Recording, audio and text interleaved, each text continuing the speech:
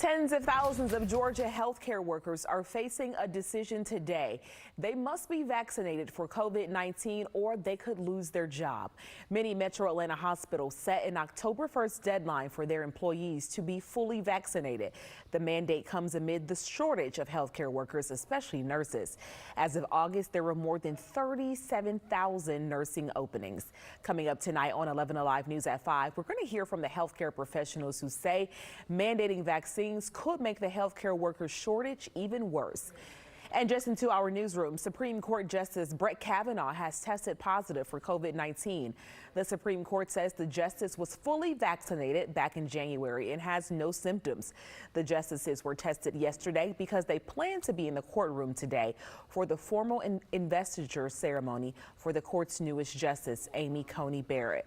The court says that as a precaution, Kavanaugh and his wife Ashley will not attend the ceremony. All new today, we've just learned the pharmaceutical company Merck will soon ask the FDA to authorize emergency use of an experimental COVID-19 pill. The company says the pill reduced COVID hospitalizations and deaths by half. When people were not vaccinated, they took it after getting infected. The study results have not been peer reviewed. If approved, it will be the first pill to be used to treat COVID-19. Governor Brian Kemp is still urging Georgians to get vaccinated. Yesterday, the governor announced the latest COVID numbers, but they deferred from the numbers the Department of Public Health released. For the sake of transparency, Hope Ford looked into the numbers and explains the difference.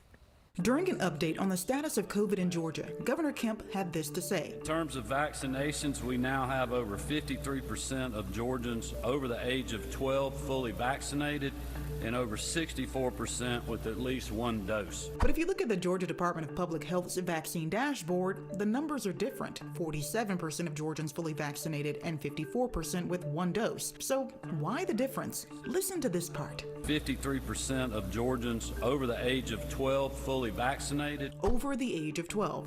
The population that's vaccine eligible. Here's the thing, both sets of numbers are accurate. How is that possible? We went straight to the Department of Public Health for an explanation. Epidemiologists look at the entire population when calculating their vaccine percentages. That's because everyone, regardless of age, can get sick and spread COVID to other people. Since Kemp used just the vaccine eligible population, which is a smaller population, the vaccine rate is higher. Regardless of which data is used, Georgia still ranks as one of the lowest for vaccination administration in the country. It's why the Department of Health told us, bottom line, everyone who is old enough to get vaccinated should get vaccinated. And it's why Kemp continues to urge people to get the shot. I want to emphasize the importance of not waiting until the next wave of COVID cases to get vaccinated.